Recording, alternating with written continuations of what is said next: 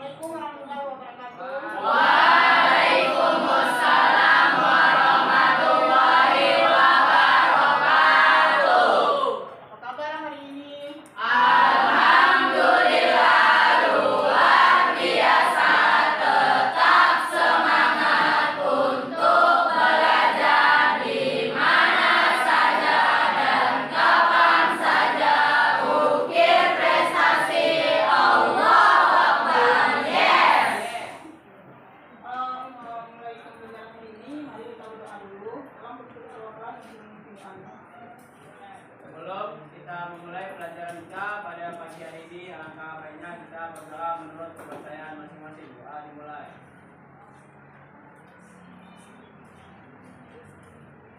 Doa selesai. Terus kita akan mengecek kehadiran kalian. Apa hadir semua? Hadir, Bu. Nah, untuk pembelajaran hari ini itu tentang suhu dan kalor pada perpindahan kalor. Kemarin tentang pembahasan perpindahan. Ini perpindahan kalor. Kita lihat untuk tujuannya. Tujuan pembicaraan hari ini yaitu melalui kegiatan pembelajaran menggunakan problem based learning dengan metode diskusi, eksperimen, tanya jawab, dan ceramah. Jadi mampu menerapkan konsep perpindahan kalor dalam konseptual serta menjadikan hasil eksperimen melalui sikap percaya tahu, kritis, tekun, dan tanggung jawab. Nah, ini metode pendekatan modelnya, metode diskusi kelompok, tanya jawab, eksperimen, pendekatan scientific learning, modelnya problem based learning. Untuk profil pelajar Pancasila di sini kita diharapkan untuk beriman, berkebinekaan global, mandiri, bergotong royong, kreatif, dan bernalar kritis. Di sini juga ada nilai-nilai anti korupsi, jujur, adil, disiplin, tanggung jawab, peduli, dan kerja keras. Nah, untuk pertanyaan formatif di sini kita lihat dari gambar di situ. Yang pertama itu cobalah kalian menggosokkan salah satu telapak tangan selama kurang lebih 1 menit. Kemudian tempelkan salah satu telapak tangan tersebut ke pipi. Apakah kalian merasakan hangat atau sedikit panas?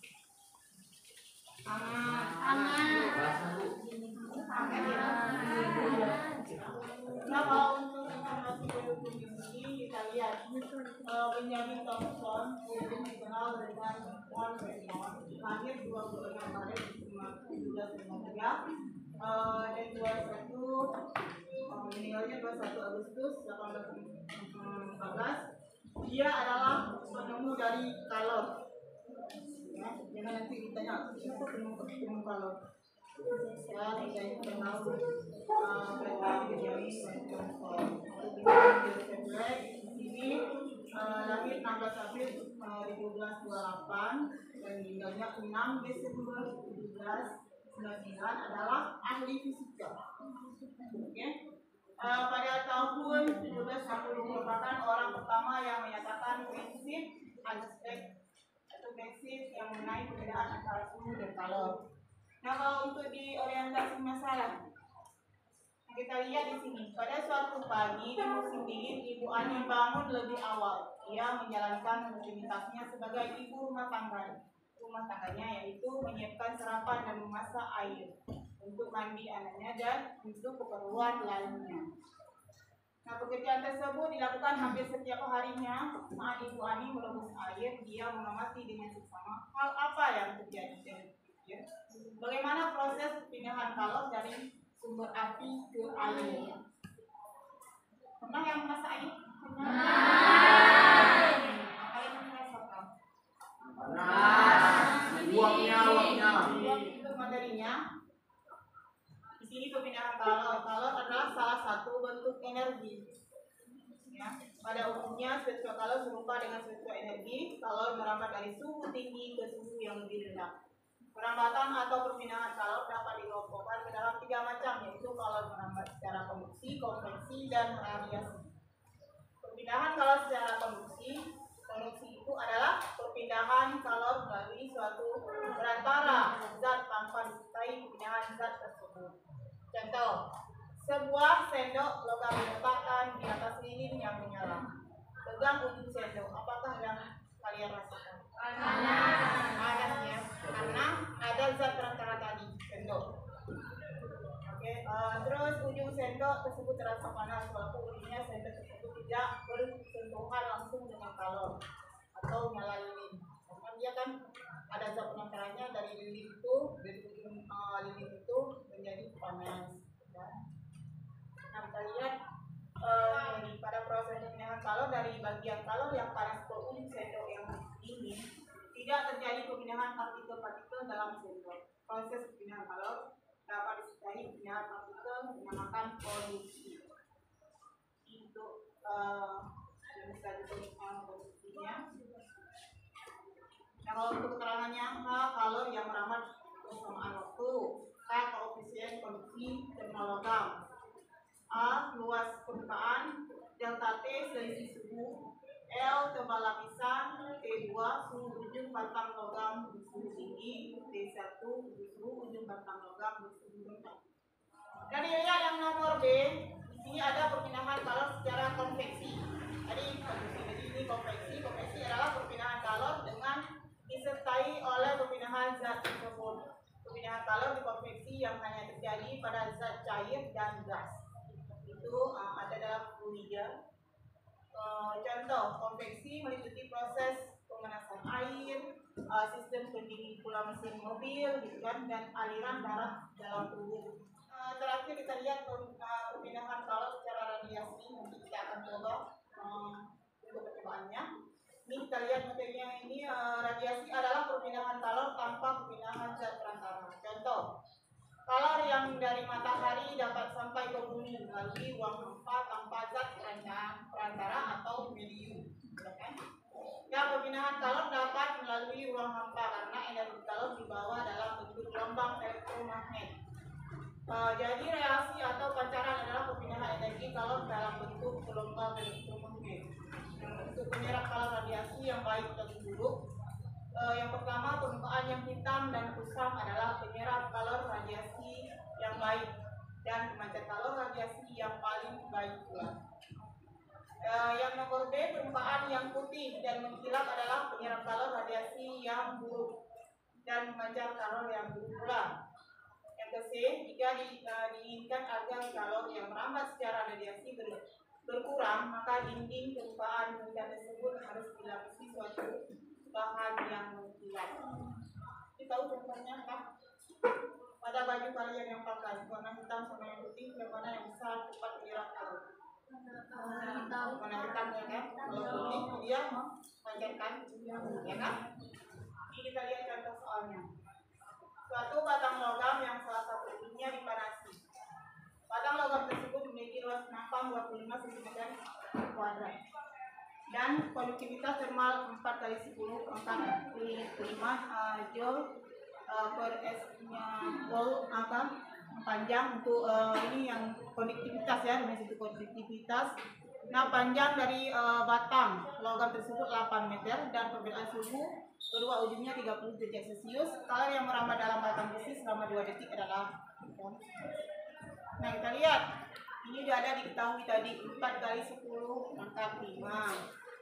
Ada untuk A-nya 25. Untuk T-nya 2 detik dan delta T-nya 30 derajat. Kan? Nah, untuk yang L-nya sama dengan 8 meter, ditanya Q. Nah, ini untuk rumusnya Q. K sama dengan kali A kali P. Delta T per L. Jadi ini sudah dikalikan 4 kali 10 pangkat 5, 25,2, 30 dibagi 8 dulu. Nanti kalau dikalikan 30 dibagi 8 baru dikalikan. Ya, tahu aturannya, ya? Dibagikan dulu baru dikalikan. Ini hasilnya 75 kali 10 pangkat 2. Pangkat 6. Jadi kalor yang merambat dalam batang besi selama 2 detik adalah Q sama dengan 75 kali 10 pangkat 6 joule. Sebuah bola tembaga memiliki luas 20 cm kuadrat. Selanjutnya dipanaskan sampai berpijak pada suhu 127 derajat Celcius. Apabila emisivitas bahan adalah 0,4 meter dan kapasitas bahan adalah 5 kali 6 7 kali 10 pangkat 8, maka berjumlah energi radiasi yang dipancarkan oleh bola tersebut setiap secondnya. Jadi jawabannya untuk yang diketahui E-nya yang ada 0,4. Ini untuk tahapannya 5,6 ya. Untuk A-nya 2 kali 10 3. Ini kita ubah dulu ke meter. Ya, seperti tadi. Untuk delta T-nya ini 127 delta Celsius kita ubah dulu ke Kelvin. Ya, ubah dulu ke Kelvin. Berarti 127 ditambah 27 kalau Kelvin 3 ya kan? Nah, berarti 127 ditambah 273 itu 400 untuk Kelvinnya. Jadi kita cari dulu yang Kelvin baru bisa kita uraikan di sini. Nah, ini sudah ada, tinggal kita kalikan saja dari hasil diketahui tadi. Kita masukkan ke dalam rumusnya. Ini 400. Ini jadinya kan pangkat 8. Ini 400 kali 400 kali 400 kali 400. Ya, ini dikalikan dulu, nanti baru dikalikan semua. Ini dikalikan sampai hasilnya 11,1,23. Terus dibulatkan lagi 1,25. Ya, jadi energi radiasi yang dipancarkan oleh bola tersebut setiap sekunnya adalah 1,2 giga. Nah, kita lihat.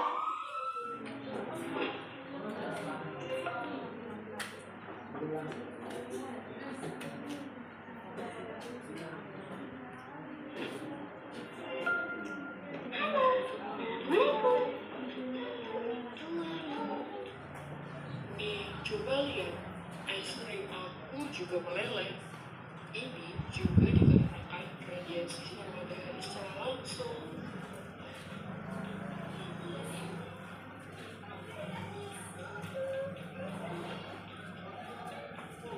Radiasi adalah titik terang tanpa zat panas. Radiasi ini biasanya disertai dengan cahaya. Lalu, apa yang disebut dengan color? Color adalah energi yang berpindah dari suhu yang tinggi ke suhu yang rendah. Adapun perbedaan color secara radiasi yang sering kita jumpai adalah yang pertama adalah panas matahari sampai ke bumi walau melalui ruang hampa. Yang kedua, pakaian menjadi kering ketika dijemur di bawah terik matahari. Dan yang ketiga adalah tubuh terasa hangat ketika berada di dekat sumber api. Kami akan melakukan sebuah percobaan membedakan color secara radiasi dengan lilin dengan mentega. Kali ini saya akan melakukan percobaan yaitu pengujian sifat radiasi dengan alat pembahat Melakukan percobaan ya, ada di kelompok ya masing-masing ya. Sudah, Bu. Selamat berarti. Kita ambil KPI-nya. Oh, ini saja satu orang kelompok.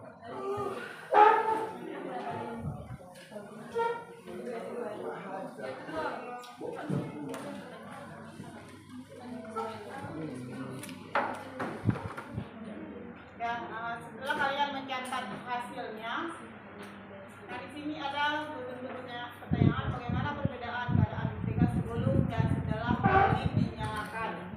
Jadi kalian amati nanti di depan. Yang kedua, pada jarak berapa mentega pada kertas lebih cepat meleleh. Ya.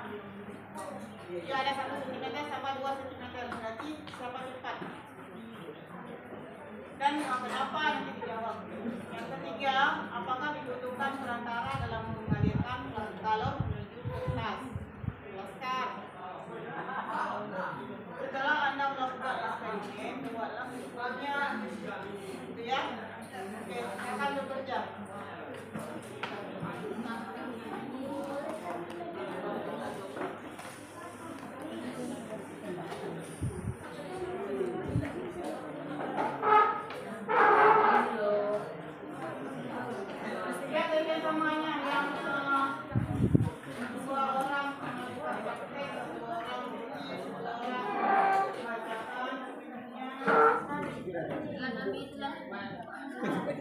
Ini roti. Lilinnya lidi sendiri aja pakai. Masih waktu tuh. Langsung aja lidi Waktu. sini aja. Timer kan.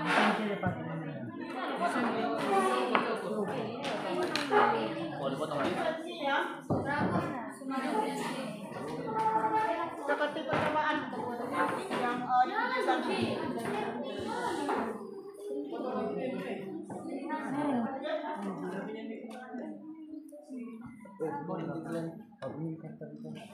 Bisa nggak?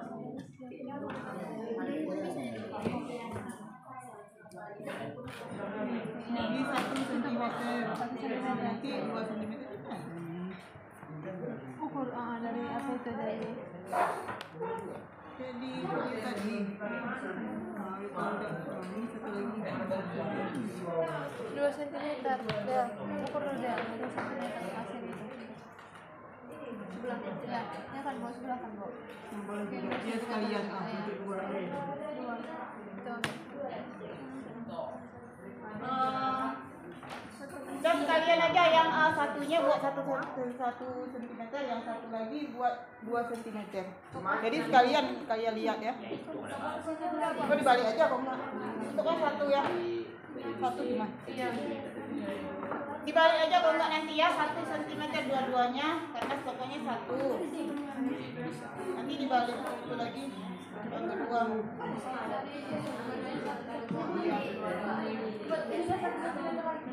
Oh, ada.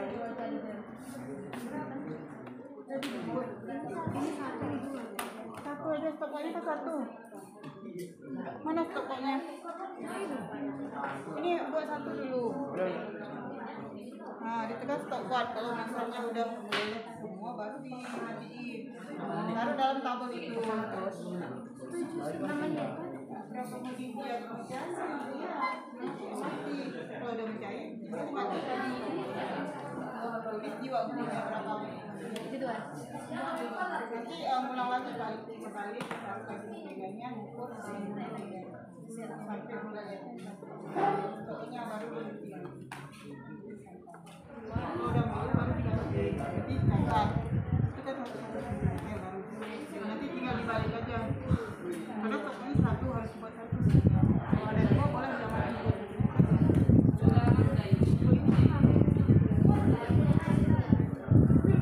Iya, buat kalau nggak butuh.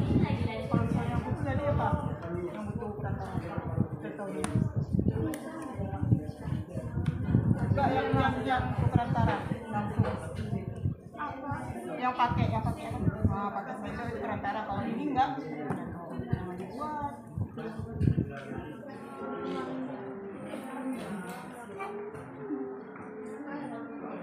Oke, jangan lupa buat kesimpulan di percobaannya.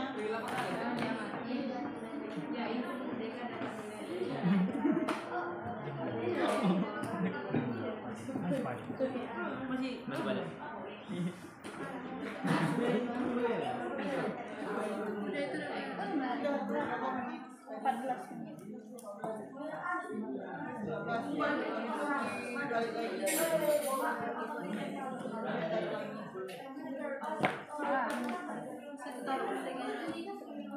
Pak plus kan.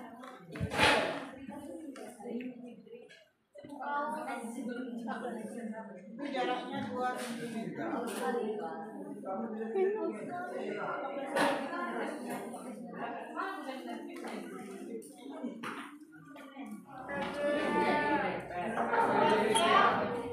Sudah Bu. Selanjutnya kita akan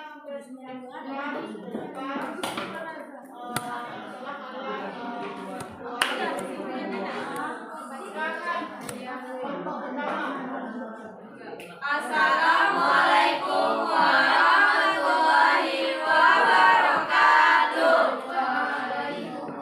Warahmatullahi wabarakatuh. Berdirinya kami di sini ingin mempresentasikan hasil eksperimen kami tentang perpindahan kalor. Kalor adalah salah satu bentuk energi yang bisa berpindah dari benda dengan suhu yang lebih tinggi ke benda yang bersuhu lebih rendah jika keduanya dipertemukan atau bersentuhan. Saya akan menjawab beberapa pertanyaan. Yang pertama, bagaimana perbedaan keadaan mentega sebelum dan setelah lilin dinyalakan? Jawabannya adalah keadaan mentega sebelum dipanaskan masih berbentuk padat, dan pada saat mentega setelah dipanaskan mentega menjadi cair.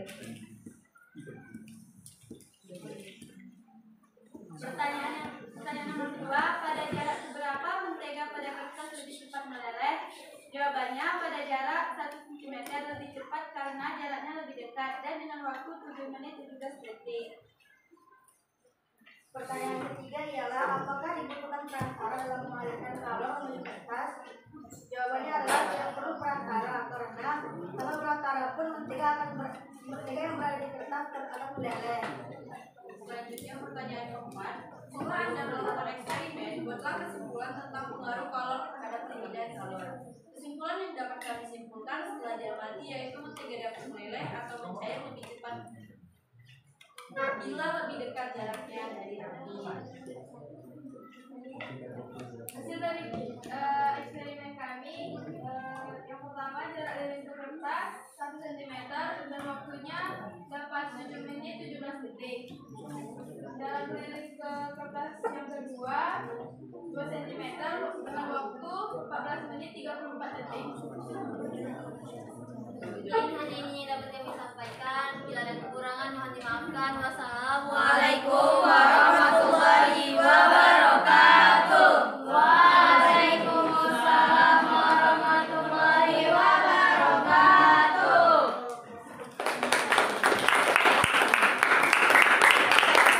Assalamualaikum warahmatullahi wabarakatuh. Waalaikumsalam warahmatullahi wabarakatuh. Presentasikan hasil kerja kelompok kami.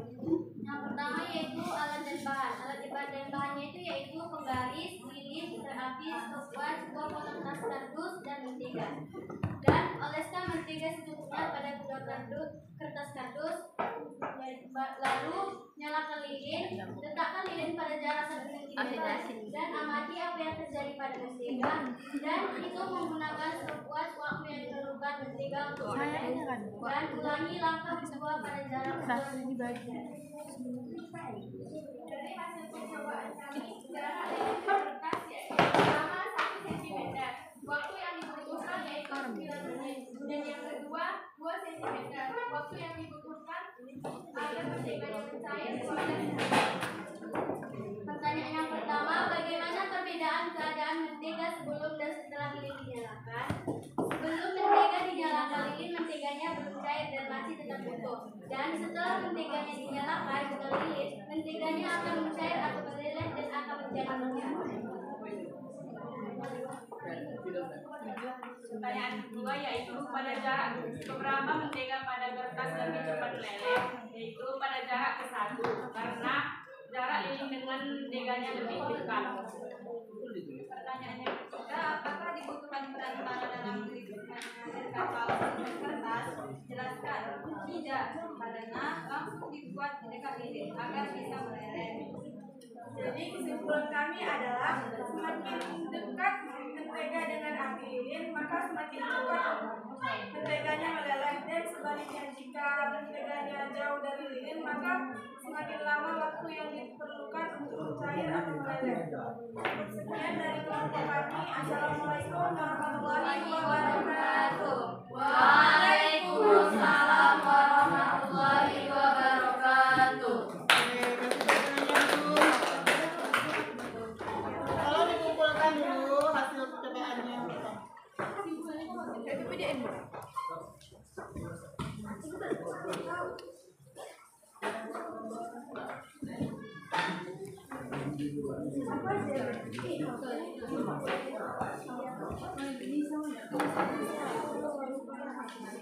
Nah, terima kasih sudah mengumpulkannya. Nah, untuk kesimpulannya, apa yang kita dapat? Boleh di tangan siapa yang bisa dikumpulkan?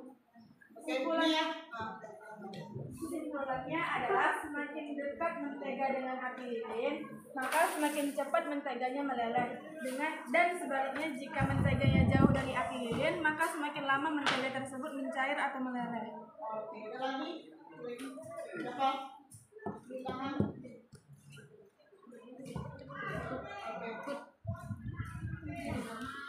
Bapak. Kesimpulannya adalah mentega mengalami perubahan wujud karena terkena kalor atau panas api dari potongan kardus. Perubahan itu tidak memerlukan perantara perpindahan dan juga mentega akan lebih cepat meleleh jika diletakkan lebih dekat dari api. Untuk menguat. Nah, jadi untuk kesimpulan hari ini itu mentega pada saat padat dihadapkan ke didekatkan ke lilin berarti akan mencair, gitu ya. Nah, terus yang lebih ada perantaranya tidak ada. Kita langsung tidak radiasinya ke mentega. Ya, siapa yang lebih lebih cepat itu dari jarak 1 cm dan 2 cm, berarti 1 cm yang lebih cepat, kan? Karena lebih dekat dengan api. Ya, selanjutnya kita akan mengerjakan doa asesmennya.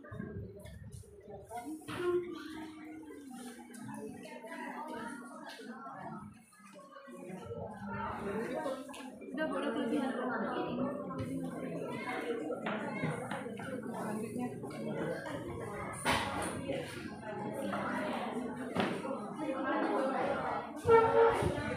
Kok berpendek ya?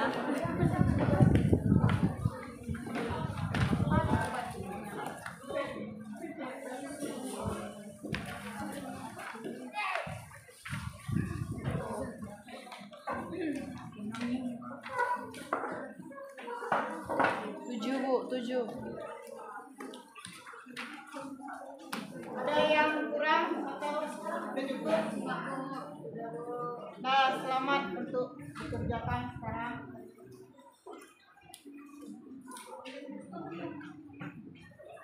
Tolong kerjakan sendiri-sendiri. Nah, ibu pelajaran hari ini bagaimana? menyenangkan. Siapa menyenangkan?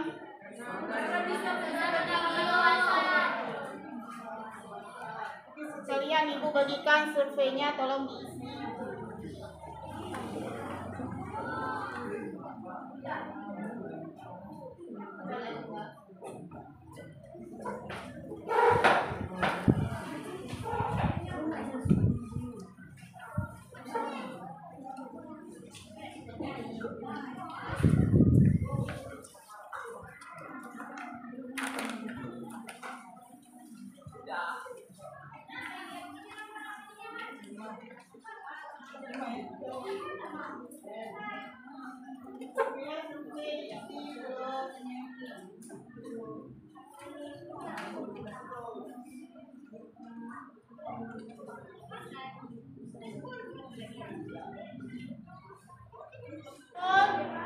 Siap untuk semuanya?